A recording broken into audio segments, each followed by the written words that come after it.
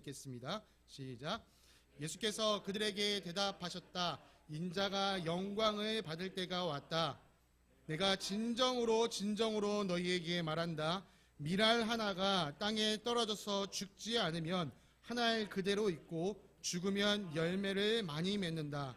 자기의 목숨을 사랑하는 사람은 잃을 것이요 이 세상에서 자기의 목숨을 미워하는 사람은 영생에 이르도록 그 목숨을 보존할 것이다. 나를 섬기려고 하는 사람은 누구든지 나를 따라오너라. 내가 있는 곳에는 나를 섬기는 사람도 나와 함께 있을 것이다. 누구든지 나를 섬기면 내 아버지께서 그를 높여주실 것이다. 네, 자리에 앉으시겠습니다. 사랑하는 성도님들께 주님의 평안이 가득하시기를 간절히 기도합니다. 오늘 아까 목사님 말씀해 주신 것처럼요, 많은 분들이 또 출타 중에 계십니다. 그래서 오늘 제가 아까 뒤에서 살짝 모니터를 보니까요, 당직에서 계신 우리 강 목자님께서도 예배를 드리고 계시고, 또 인도에 출장을 나가 계신 김현준 목자님도 예배를 들어오신 것을 봤고요. 또 우리 명시영 성도님 아프신 몸을 이끌고도 이 예배에 함께 참여하시는 것을 보았습니다. 오늘 이 예배가 이렇게 글로벌해질 줄은 몰랐는데요. 네, 이런 글로벌한 예배에 제가 섬김을 받을 수 있다는 것이 참 너무나 감사한 일인 것 같습니다. 이 앞에 보시는 것처럼 오늘은 추수감사 주일로 우리가 함께 보내고 있습니다. 우리가 추수감사 주일, 이거 도대체 왜 보내는 건지 우리가 알고 추수감사 주일을 보내는 것이 좋겠다 싶어서요, 오늘 설교는 이 추수감사 주일의 유래를 이야기하는 것에서 시작하려고 합니다. PPT 한 장만 좀 넘겨주시겠습니까? 감사합니다. 1620년 9월, 그러니까 지금으로부터 약 400년 전에 이 윌리엄 브래드퍼드를 비롯한 102명의 청교도들이요, 자기의 땅 자기의 고향 이 영국에서 신앙으로 핍박받는 것, 박해받는 것을 피하기 위해 이 메이플라워라는 배에 몸을 싣고 미국으로 떠났습니다. 약 3개월가량의 이 항해를 거친 끝에요, 그들은 이 북아메리카 동부의 어느 한 해안에 머무르게 됐는데요. 그것은 오늘 미국 북동부 이 매사추세츠주라는 곳의 항구 도시였습니다. 당시 그들은요, 이 지역을 플리머스라고 불렀다고 합니다. PPT 한 장만 더 넘겨주실까요? 네, 감사합니다. 네, 이들이 도착한 모습을 그림으로 이렇게 그린 것이고요. 여러분, 그런데 그렇게 어렵게 이들이 이 미국 땅에 도착을 했는데, 이들이요, 이 매서운 겨울 추위와 또 이 질병을 이기지 못하고 절반 이상의 사람들이 죽게 되었다고 합니다. 겨우 살아남은 사람들이요, 원주민이었던 이 인디언들의 도움을 받아 이 농사법을 배우게 되고 점차 정착하게 된 것이죠. 그리고 이듬해인 1621년 가을, 그들이 첫 결실을 거두었을 때 이 지도자 윌리엄 브래드퍼드는요, 추수에 대한 감사기도와 축제를 3일 동안 열자고 제안을 했습니다. 다음 사진도 하나 보여주시겠어요? 감사합니다. 제가 이거 한 번만 좀 테스트를 해보겠습니다. 이게 이렇게 넘어가야 되는데 제가 지금부터는 넘기도록 하겠습니다. 네, 이 모습이요, 이 첫 번째 추수감사 주일을 보내던 모습을 또 그림으로 그린 것입니다. 이들이 자신의 정착을 도와준 인디언들을 초대해서 추수한 작물과 또 우리가 잘 아는 것처럼 칠면조 고기 이런 것들을 대접하면서 함께 나누었었습니다. 그리고 이 1623년이 되어서 이 매사추세츠주에서는 이 추수감사주일을 명절로 정했고요. 그것이 점차 미국 전역에 퍼지면서 오늘날 우리가 알고 있는 이 추수감사주일이 지켜지게 되었다라고 합니다. 여러분 아시는 것처럼 미국은 이 11월 넷째 주에 이 추수감사절을 지키고 있습니다. 우리나라도 11월에 이 추수감사절을 지키고 있습니다. 그 배경에는 아마도 우리나라의 이 복음을 전한 대부분의 선교사님들이 북미 지역 출신이었던 것이 영향을 미친 것이기도 한데요. 또 공식적인 기록에 따르면 이 1914년 교파 선교부에서 우리나라의 미국 선교사가 처음 들어온 이 11월 셋째 수요일을 추수감사절로 지키자라는 것이 이 공식적인 기록으로 남아있다고 합니다. 그리고 그 요일이 바뀌어서 지금은 이렇게 11월 셋째 주 주일에 우리가 추수감사절을 지키고 있습니다. 어떤 사람들은 이 추수감사의 의미를 우리나라에서 제대로 살리려면 추석에 지키는 게 맞지 않겠나 이렇게 이야기하면서 실제로 어떤 교회들은 또 그렇게 하기도 하는데요. 네, 그때가 어느 때인지 상관없지만 우리가 주님께 감사를 하는 그 날이 있다는 것이 우리에겐 참 중요한 것 같습니다. 이런 수확의 시기, 수학의 시기를 감사하는 것은요, 이 미국에 있는 청교들에게만 있었던 것이 아닙니다. 이들이 건너오기 전 그 영국 땅에도 그런 문화가 있었고요. 또 더 거슬러 올라가 보면 이 성경에도요, 열매를 거두고 하나님께 감사를 드렸던 절기가 있었습니다. 이스라엘 백성들도 한 해의 열매를 거두어서 하나님 앞에 감사를 드렸는데 그 절기를 숫꽃, 우리나라 말로는 초막절이라고 부릅니다. 그래서 우리는 이 추수감사주의를 종종 이 초막절과 비교하기도 합니다.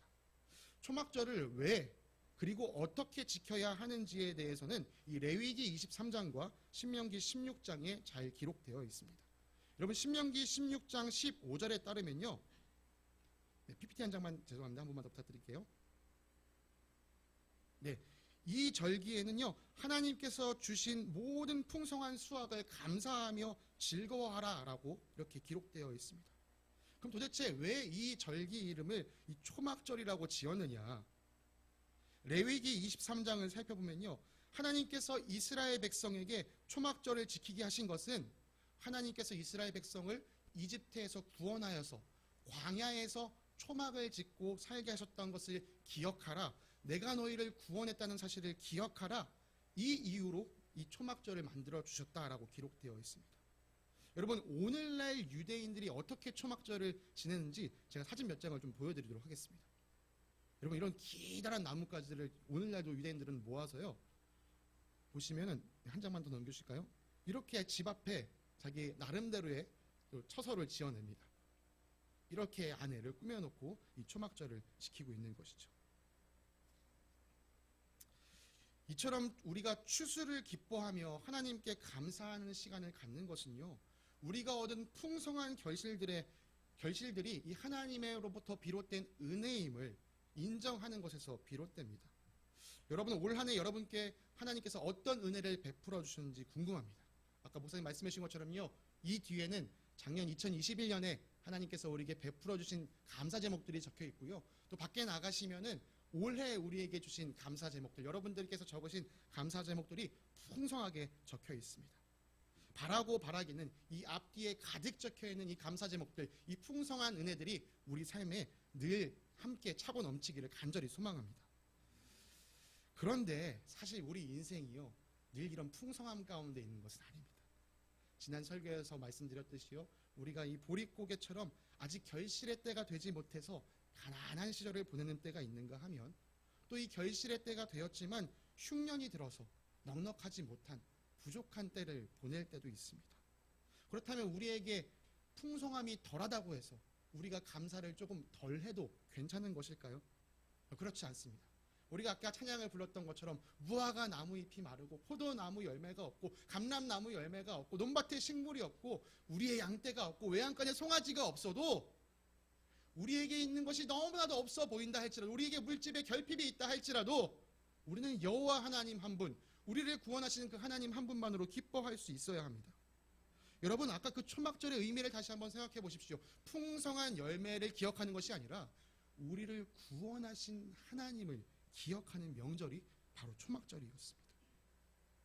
이처럼요, 우리가 이 추수의 계절에 주어진 물질을 바라보면서 감사의 시간을 보내지만, 사실 우리가 진정으로 감사해야 할 것은 우리 눈에 보이지 않는 것이라는 것에 우리가 주목해야 합니다.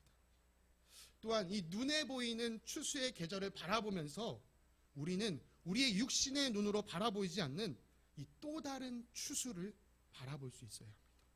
그것은 이 오늘 설교 제목과 같은 주님이 바라시는 추수입니다.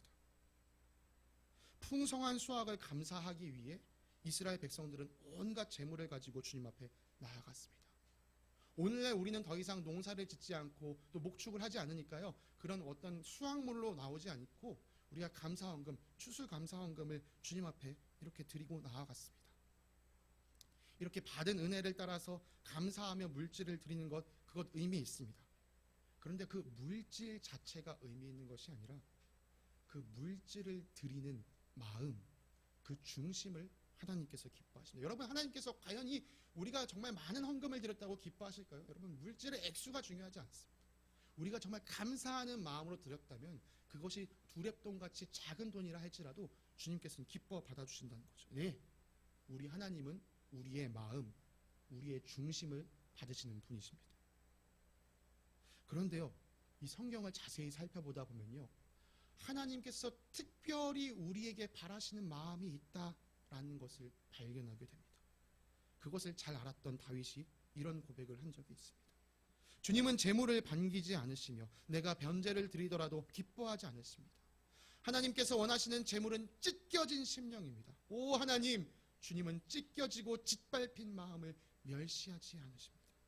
시편 51편에 기록되어 있는 시입니다. 다윗이 밧세바를 범한 것이 나단 선지자를 통해 드러났을 때 다윗이 하나님 앞에 납작 엎드려 회개했던 회개의 시입니다. 다윗은 알았습니다. 우리 주님이 진정 원하시는 것은 송아지나 양이나 비둘기 이런 제물에 바치는 것이 아니라 내가 정말 낮아진 마음으로 주님 앞에 나아가는 것, 그것을 주님께서는 원하십니다. 여러분, 여기 찢겨지고 짓밟힌 마음, 이것이 예전 개역 개정 성경에는 통회하는 마음이라고 기록되어 있습니다. 뉘우치고 회개하는 마음, 주님께서 기뻐하시는 참된 마음은 바로 이 회개하는 마음입니다. 주님께서 받으시는 이 회개하는 마음은요, 다윗처럼 믿음이 있는 사람에게만 해당하는 것이 아닙니다. 하나님은 믿지 않는 자가 돌이켜 하나님을 향하는 것을 매우 기뻐하십니다. 에스겔 33장 11절에 이렇게 기록되어 있습니다. 나는 악인이 죽는 것을 기뻐하지 않고 오히려 악인이 그의 길에서 돌이켜 떠나 사는 것을 기뻐한다. 너희는 돌이켜라. 내 주님은요, 악인이 하나님께 돌이키는 것, 회개하는 것을 기뻐하시는 분이십니다. 누가복음 15장 7절입니다. 내가 너희에게 말한다. 이와 같이 하늘에서는 회개할 필요가 없는 의인 99보다 회개한 죄인 한 사람을 두고 더 기뻐할 것이다. 성경 구석구석을 통해 드러나는 우리 하나님께서 참으로 기뻐하시는 일은 바로 한 영혼이 회개하고 주님께 돌아오는 일입니다. 그래서 우리는 주님께서 바라시는 추수가 이 풍성한 물질이 아니라 바로 잃어버린 영혼들이 많이 주님께 돌아오는 것이라고 말할 수 있습니다. 그런 관점에서 읽으면요, 마태복음 9장의 말씀이 이해가 됩니다. 예수님께서 무리 없는 양처럼 고생하는 이스라엘 백성들을 보시고 제자들에게 말씀하시죠. 추수할 것이 많은데 추수할 일꾼이 없구나.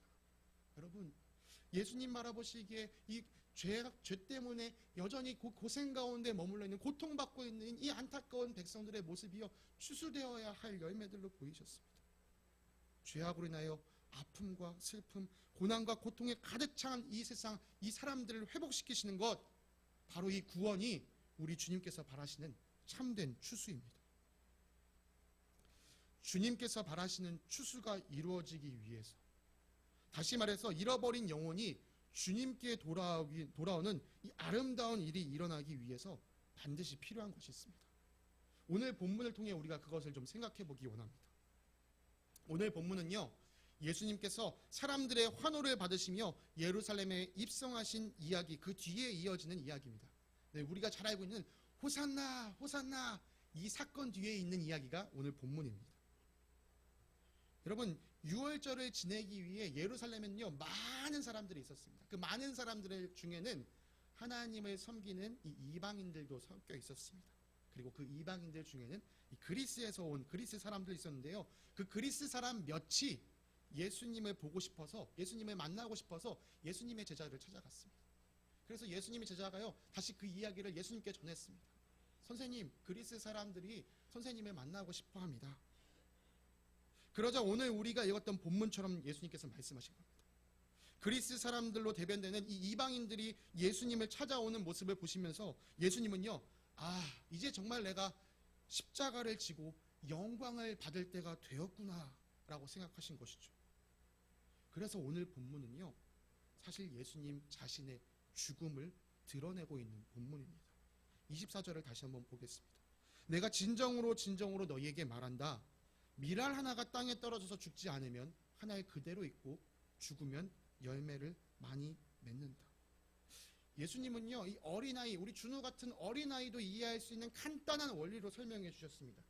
제가 밀알을 구하지 못해서 이 쌀알을 하나 지금 잡고 있는데요, 여러분 이거 보이시나요? 준우야, 혹시 이게 전도사님 손에 뭐 있는지 보이니? 손에 보여? 유진아 보이니? 여러분, 이게 쌀알입니다. 여러분 그냥 믿음의 눈으로 이걸 밀알이라고 생각해 주시기 바랍니다. 여러분, 이 미랄이요, 열매를 많이 맺기 위해 가장 먼저 해야 되는 것은 땅에 심겨서 주는 것입니다. 예수님 말씀대로요, 이 미랄이 땅에 떨어져도요, 죽지 않으면, 다시 말해서 썩지 않으면 싹이 트지 않고요, 줄기가 나지 않고요, 많은 열매를 맺을 수 없습니다. 이것이 죽지 않으면 그냥 이 한 알로 그치고 마는 것입니다. 그런데요, 이 미랄이 땅에 떨어져 죽으면 그제야 많은 열매를 맺게 되는 것입니다. 심긴 것은 하나일 뿐이었는데 맺게 되는 열매는 수도 없이 많다는 것이죠. 이건 누구나 이해할 수 있는 간단한 원리입니다. 예수님은 이 간단한 원리로 자신의 죽음, 내가 이렇게 죽어야 많은 영혼이 구원을 얻게 된다라는 것을 말씀해 주셨습니다. 24절에서 이 미랄 하나는요, 예수님 자신을 의미했습니다. 그런데요, 이어지는 말씀을 통해 우리가 보건대 죽어야 할 것은 예수님 한 분만이 아니라는 것을 우리는 알게 됩니다. 이어지는 25절을 보겠습니다. 자기의 목숨을 사랑하는 사람은 잃을 것이요, 이 세상에서 자기의 목숨을 미워하는 사람은 영생에 이르도록 그 목숨을 보존할 것이다. 24절이 예수님에 관한 이야기였다면요, 이어지는 25절부터의 이야기는 예수님의 말씀을 듣고 있는 사람들을 향한 이야기였습니다. 예수님은 여기서 두 종류의 사람을 말씀해 주십니다. 자기의 목숨을 사랑하는 사람과 자기의 목숨을 미워하는 사람. 첫 번째 종류의 사람은 이해가 됩니다. 자기 목숨을 사랑하는 사람. 그런데 두 번째 종류의 사람, 자기의 목숨을 미워하는 사람은요, 사실 잘 이해가 되지 않습니다. 이 성경에서 요한이 사랑한다, 미워한다 이런 표현을 쓰는 건요, 이 사랑한다는 말은 소중히 여긴다, 아낀다라는 말을 하고요, 반대로 이 미워한다는 덜 소중히 여긴다, 덜 아낀다 이렇게 이해할 수 있습니다. 여러분, 사람이 무엇인가를 사랑하면요, 그것을 소중히 여기기 때문에 그것을 잘 내놓지 않습니다. 제가 이런 모습을 종종 우리 주일학교 친구들 통해 바라봅니다. 우리 주일학교 친구들이요, 정말 자기가 좋아하는 간식이 나왔을 때는요, 절대 누구에게 내주지 않습니다. 그걸 만약에 내줬다, 그럼 그 순간 감동이 오는 겁니다. 이야, 네가 간식을 미워하고 나를 더 사랑하는구나, 이런 마음이 드는 것이죠. 여러분, 25절을 그래서 다시 이렇게 읽어보겠습니다. 자기 목숨을 아껴서 내놓지 않는 사람은 그 목숨을 잃을 것이요, 이 세상에서 자기의 목숨을 아끼지 않고 내놓는 사람은 영생에 이르도록 그 목숨을 보존할 것이다. 여러분, 아까 24절의 말씀은 간단한 원리였기 때문에 너무 이해가 잘 되는데, 이 25절의 말씀은 역설적인 이야기여서 사실 우리로 하여금 잠시 머뭇거리게 만듭니다. 여러분, 우리는요, 우리 목숨을 지키려면 우리 목숨을 아껴야 한다라고 생각합니다. 그런데 성경은 도리어 그러면 목숨을 잃을 것이라고 말하죠. 반대로 목숨을 아낌없이 내놓는 사람이 오히려 목숨을 지키게 된다고 합니다. 우리 논리와 우리 합리적 사고에 맞지 않습니다. 이 말씀이 앞뒤가 착착 맞으려면요, 26절의 말씀이 필요합니다. 나를 섬기려고 하는 사람은 누구든지 나를 따라오너라. 내가 있는 곳에는 나를 섬기는 사람도 나와 함께 있을 것이다.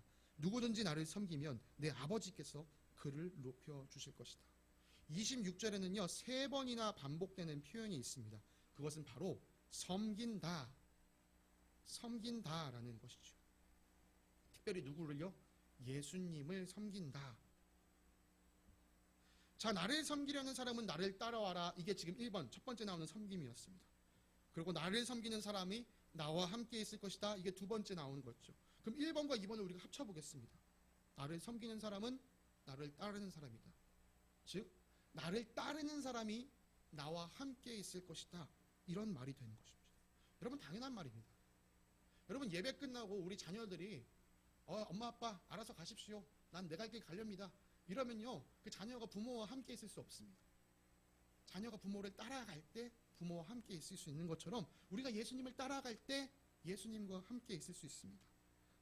자, 그리고 아직 하나가 더 남았습니다. 나를 섬기는 사람을 아버지께서 높여주실 것이다.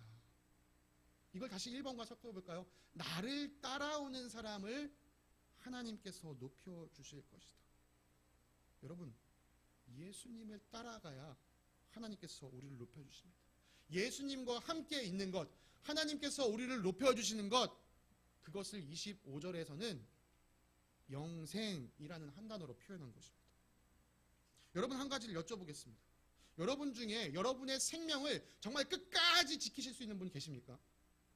아마 이제 나이가 지긋하신 분들은요, 아유, 내가 천년 만년 이 세상에 살아야지, 이런 생각하시기보다는 아유, 주님이 부르시면 그때가 되면 내가 주님 품에 안겨야지, 이렇게 생각하시는 분이 많으실 겁니다. 여러분, 내 목숨이요, 내 생명이요, 내가 아무리 끝까지 지키려고 해도요, 끝까지 지킬 수 없는 게 우리 사람의 한계입니다. 한 번 죽는 것은 정하여진 일이기 때문에 우리는 우리의 목숨을 끝까지 지킬 수가 없습니다.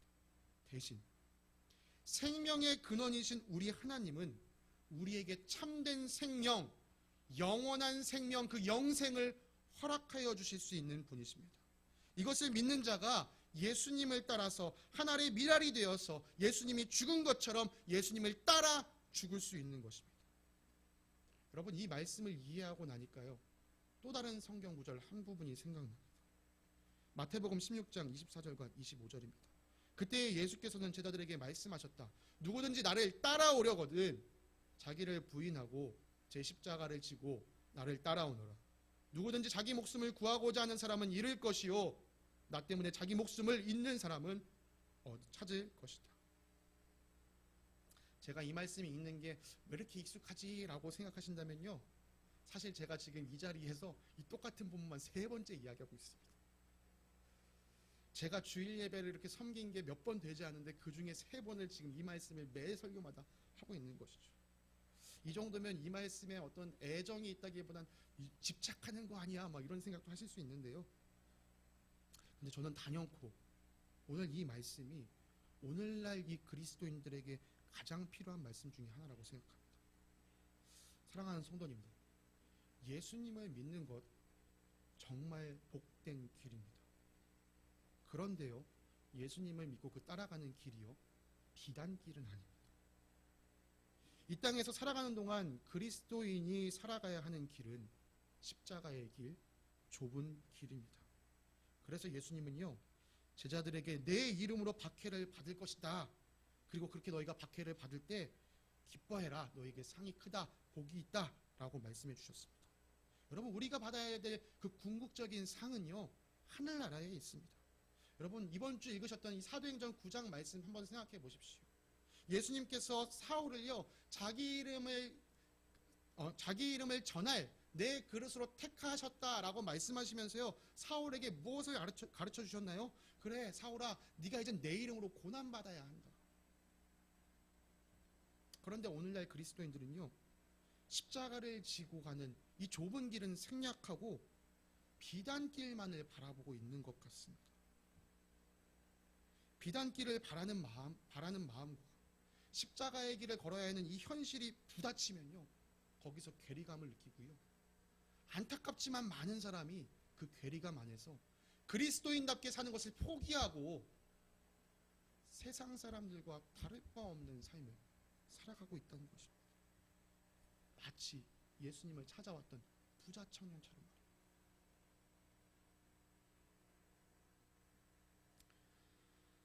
여러분, 그래서 우리는 이것부터 분명히 해야 합니다. 예수님을 믿는 것은 복된 길인데 그 길은 십자가의 좁은 길이다. 이 사실을 분명히 가슴에 새기고 그리스도인의 삶을 시작해야 이후의 삶에서 우리가 일치감을 느낄 수 있습니다. 여러분, 이런 말 들어보신 적 있을 겁니다. No pain, no gain. 고통 없이 얻을 수 있는 것은 없다. 여러분, 그림처럼 이런 말이요, 특별히 운동하는 사람들에게서 많이 쓰는 말이거든요. 아마 우리 해비목련님께서 요즘 이 말에 많은 공감을 하시지 않을까 싶습니다. 성경은 우리에게 얘기합니다. No cross, no crown. 십자가 없이 왕관은 없다. 여러분, 이 땅에서 십자가를 지십시오. 그러면 하늘에서 생명의 면류관이 주어질 줄로 믿습니다. 우리는 말씀을 통하여 이제 분명하게 알게 됐습니다. 열매를 맺으려면 반드시 죽어야 하고, 죽는 것은 자기 부인과 자기 십자가를 지는 것을 통해 이루어진다. 그리고 그렇게 죽는 자, 자기를 부인하고 자기 십자가를 지는 자에게는 하나님께서 상급을 주신다. 죄송합니다. 여러분, 우리가 이번 주에 읽었던 이 사도행전 9장과 10장 말씀이요, 바로 이렇게 자기 부인, 자기 십자가를 지고 살았던 제자들의 이야기였습니다. 사울, 그 사람은요 바리새적인 사고가 아주 투철했던 사람입니다. 그래서 그는요 바리새파 사람들과 생각이 달랐던 이 그리스도인들, 예수님을 믿는 사람들을요 극렬하게 싫어했던 겁니다. 그들을 잡아 끌어다가 가두고 죽이는 일에 열심을 냈습니다. 그랬던 그가 그 굳건한 자기 신념을 버리고 예수님을 전하는 자의 삶을 살기로 작정했습니다. 여러분, 이게 자기 부인입니다. 더욱 아까 말씀드렸던 것처럼요, 예수님은요 이 사울이, 이 바울이 예수님 이름 때문에 엄청난 고난을 받게 될 것을 알려주셨습니다. 그리고 실제로 사울은요 다마스쿠스에서 또 예루살렘에서 살해 협박을 받기도 했습니다. 자기 십자가를 지고 갔던 것이죠. 그럼에도 이 사람은 복음 전하는 일을 포기하지 않았습니다. 여러분, 이런 모습이 사울에게만 있었던 것이 아닙니다. 우리가 이미 살펴봤던 이 사도행전의 말씀들을 더듬어 보면요, 사도들 역시 예수님의 이름을 전하기 위해 체포되기도 하고 감옥에 갇혀보기도 하고 매를 흠씬 얻어맞기도 했었습니다. 그러나 이들은 예수님을 전하는 일을 포기하지 않았습니다. 이들도요 자기 십자가를 지고 예수님을 따라가고 있는 것입니다. 그리고 우리가 읽었던 이 사도행전 10장도요 베드로의 자기 부인이 철저하게 드러납니다. 유대인으로서 율법을 잘 지키고 살았던 베드로, 유대인의 전통과 관습을 따라 이방인을 꺼려했던 그가 하나님의 말씀을 듣고 이방인인 고넬료를 찾아가 복음을 전한 것, 이것이 자기 부인이었습니다. 베드로가 자기 부인하지 않았다면, 베드로가 하나님 말씀에 순종하지 않았다면 이런 복음 전파의 일이 일어나지 않았을 겁니다. 사도들뿐만 아니고요, 초대교회 성도들은 이렇게 자기를 부인하고 또 자기 십자가를 지고 예수님을 따라갔습니다.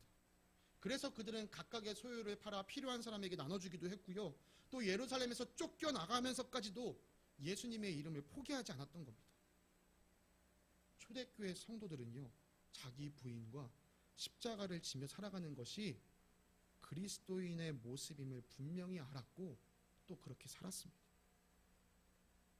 그런데 왜 우리는 그러지 못할까요? 우리는 왜 자기를 부인하고 십자가를 지는 일에 주저하고 있느냐 말입니다. 우리가 죽지 못하는 중대한 이유를 두 가지 정도 살펴보기 원합니다.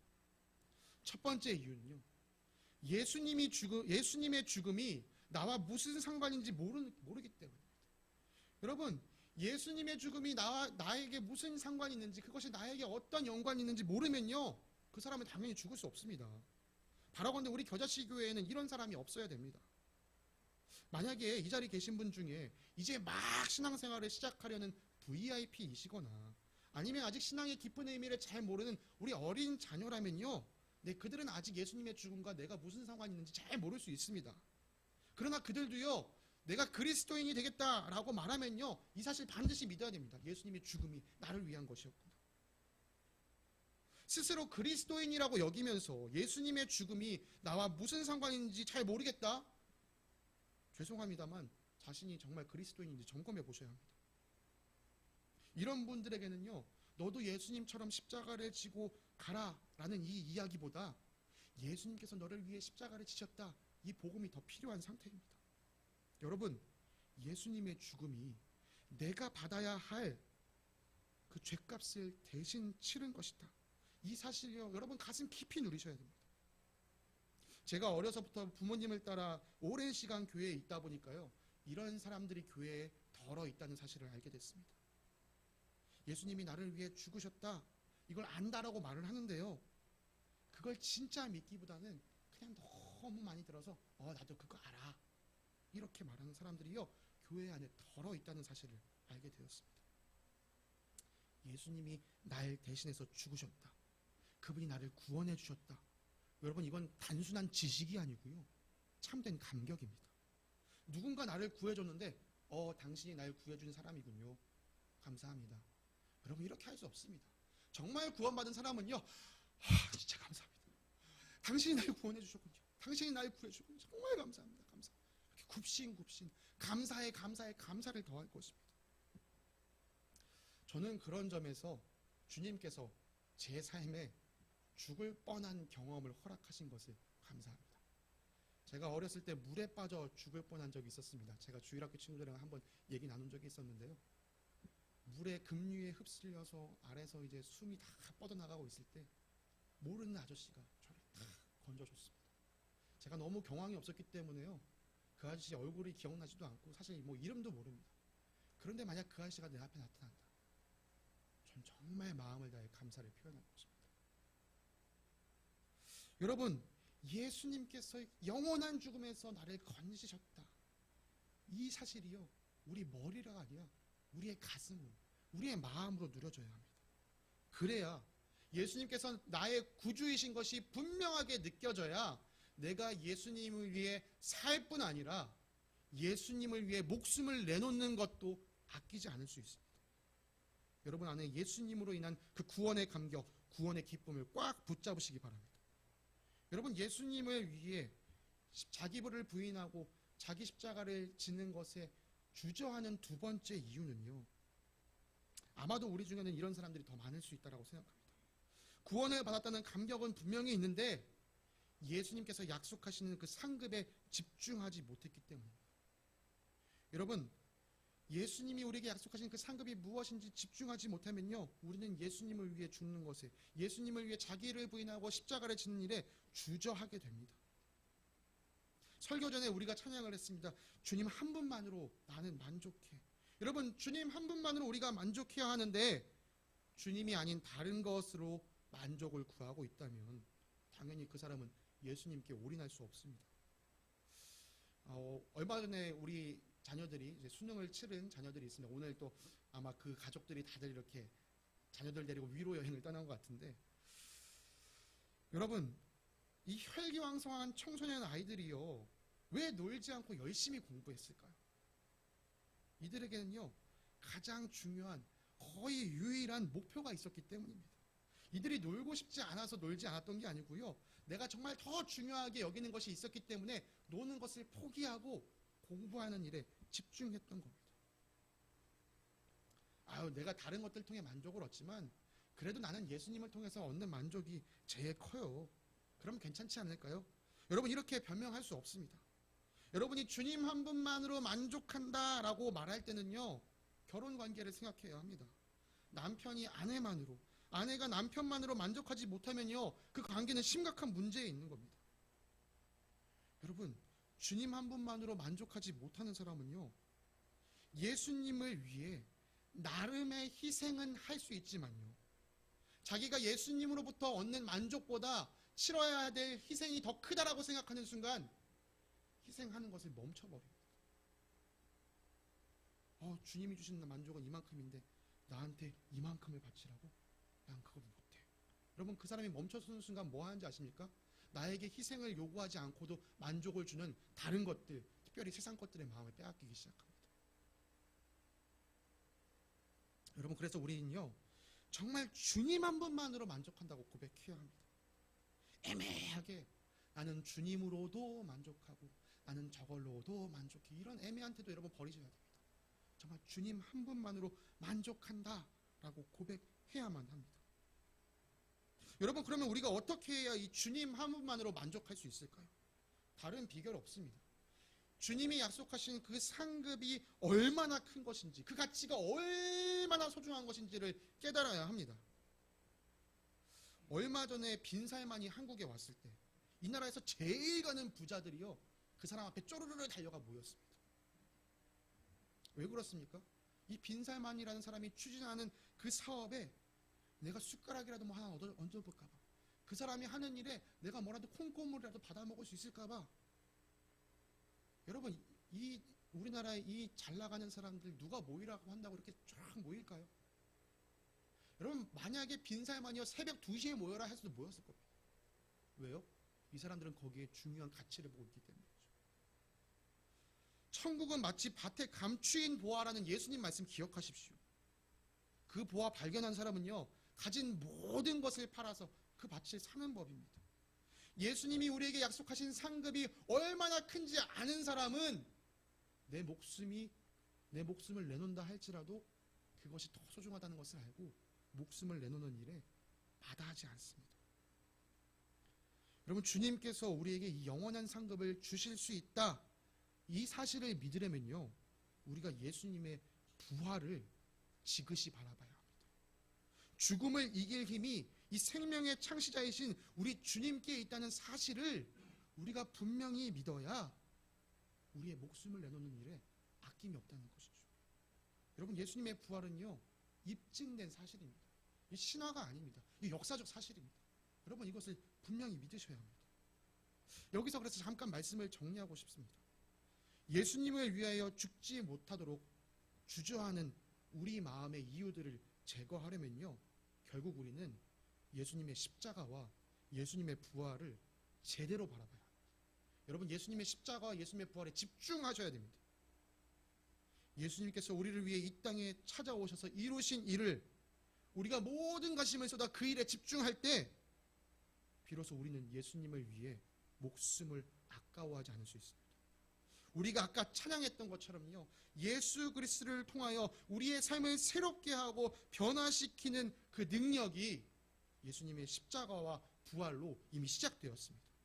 오직 한량없이 변화없이 우리에게 베푸시는 그 주님의 은혜를 누리는 자들, 감으로 메마라 있는 우리의 심령이 성령의 담비로 촉촉하여진 이 성령 충만한 자들이요, 주님이 주신 이 새 생명을 누리면서 예수님께서 많은 열매를 맺기 위해 죽으셨던 것처럼 우리의 생명을 예수님을 위해 내어놓고 많은 열매를 맺을 수 있게 되는 것입니다. 어떤 사람은 이런 질문을 던질 수도 있습니다. 우리가 꼭 그렇게 열매 맺어야 합니까? 그냥 나 하나라도 잘 믿고 살면 안 될까요? 이런 질문을 던지신다면 너무 많은 성경 본문에서 열매 없는 나무를 향하여, 열매 없는 가지를 향하여 하나님께서 경고하신다는 사실을 말씀드릴 수밖에 없습니다. 열매 없는 나무, 열매 없는 가지를 향한 경고가 성경에 딱 한 번만 있었다, 그렇다고 한다면 제가 여러분 걱정하지 마십시오, 이 이야기는 이례적인 이야기입니다, 이렇게 말씀드릴 수 있을 것 같은데요. 신구약을 넘어들면서 너무 많은 본문에서 하나님께서 그리고 예수님께서 열매 없는 것을 질책하시기에, 그것을 경고하시기에 열매 없어도 괜찮다라고 제가 말씀을 드릴 수가 없습니다. 나는 너무 어려서요. 저는 이제 나이가 너무 많았어요. 저는 너무 바빠서요. 저는 능력이 없어서요. 여러분, 이런 변명이 통하지가 않습니다.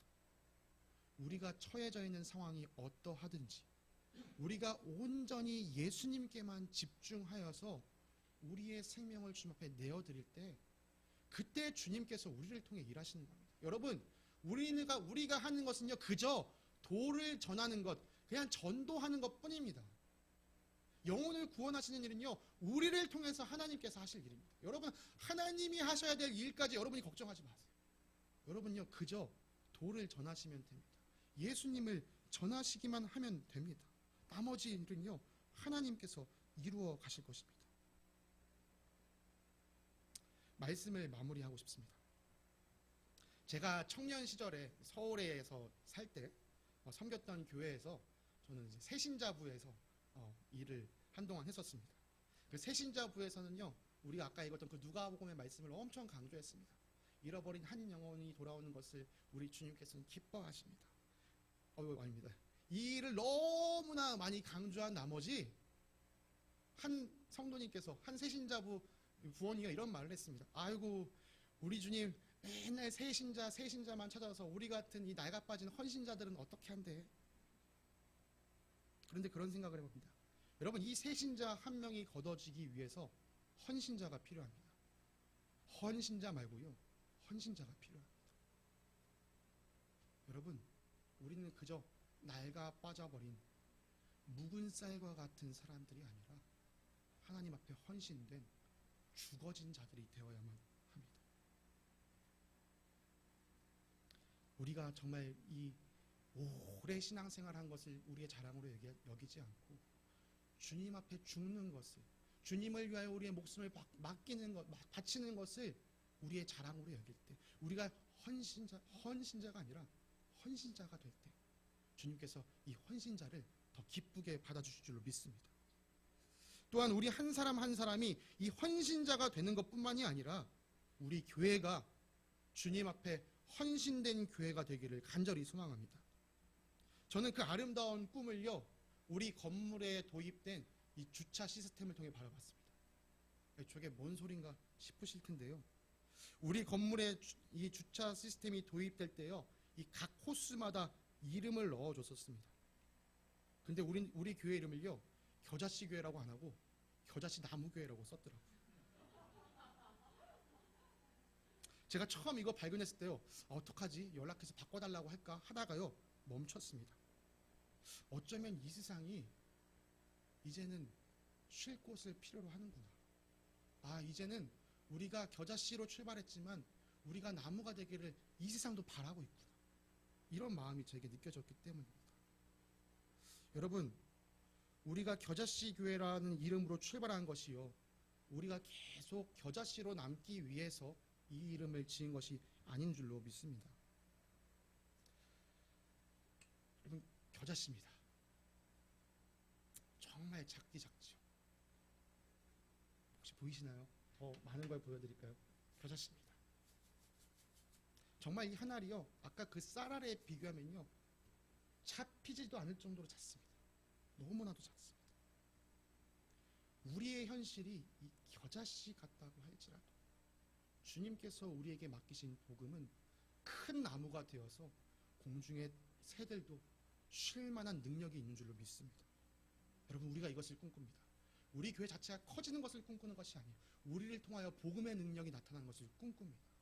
정말 이 세상에 복음이 없어서, 진리가 없어서 어둠 가운데 헤매는 자들, 아직 이 생명을 맛보지 못해서 죽음 가운데 여전히 허덕이고 있는 그들에게 참된 안식, 참된 위로, 참된 평안을 전하기 위하여 우리가 이 겨자씨 한 알로 남지 않고 밀알처럼 땅에 심겨져서 나무가 되는 그런 아름다운 소망을 우리가 품기 원합니다.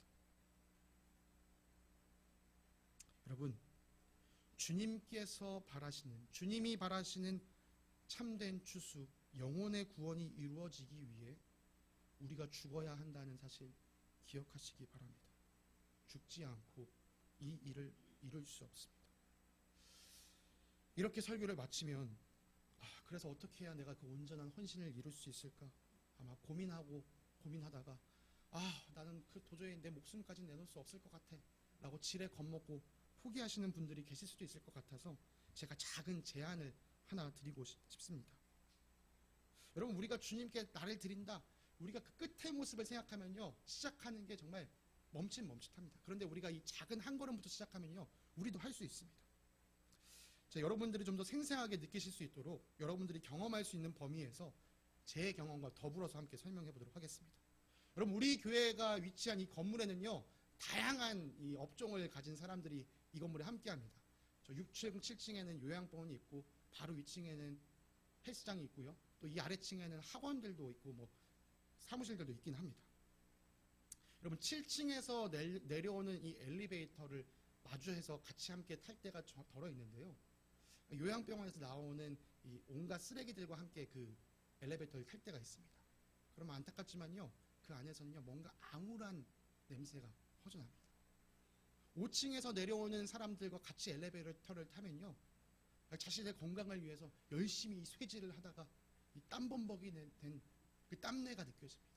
여러분, 제가 이 4층에서 엘리베이터를 타고 내려가다 3층에서 아이들을 만나잖아요. 그럼 그 아이들만이 품을 수 있는 그 특유의 단내, 그 냄새가요, 엘리베이터를 가득 채웁니다. 저는 이 4층에서 겨자씨 교인이 탄 그 엘리베이터 안에서 그리스도의 향기가 나기를 합니다. 여러분, 그리스도의 향기를 어떻게 뿜을 수 있나요?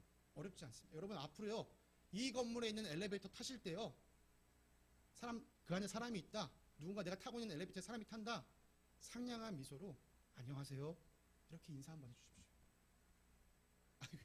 그게 뭔 헌신이랑 상관이 있습니까? 여러분, 이것도 자기 부인입니다. 우리 사람은요, 겸언적인 거 너무 싫어합니다. 내가 일부러 그 겸언적인 상황에 들어가는 것, 내가 예수님의 그 따뜻한 마음으로 사람에게 대하는 것, 여러분, 여기서부터 우리의 작은 헌신, 우리의 작은 자기 부인을 시작하기 원합니다. 엘리베이터를 타실 때요, 눈을 마주치시고 안녕하세요, 따스하게 인사 한번 전해주심으로 이 삭막한 세상, 여러분, 내가 알지 못하는 사람 눈 쳐다보는 것도 싫고 누군가 나한테 말 거는 것도 싫어하는 이 세상 속에서 예수님의 따스함을 그렇게 한번 전해보십시오. 이것이 때가 이러 물을 익으면 사람들이 궁금해하기 시작할 겁니다. 도대체 저 사층에 뭐가 있길래, 도대체 저 사층엔 누가 있길래, 왜 4층에서 사람이 타면 이 엘리베이터에는 색다른 향기가 나는 거지. 여러분, 이렇게 예수님을 전하는 우리가 되기 원합니다. 작은 움직임이겠지만 그래도 움직이는 우리 겨자씨 교회를 통해서 주님께서 놀라운 일을 이루실 줄 믿습니다. 그래서 내년 추수감사주일은 주님이 기뻐하시는 영혼 구원의 열매가 풍성할 줄로 믿습니다. 우리가 그것을 기대하면서 우리의 작은 헌신을 주님께 올려드리는 귀한 겨자씨 교회 되길 간절히 소망합니다. 우리 함께 기도하고 말씀을 마치도록 하겠습니다.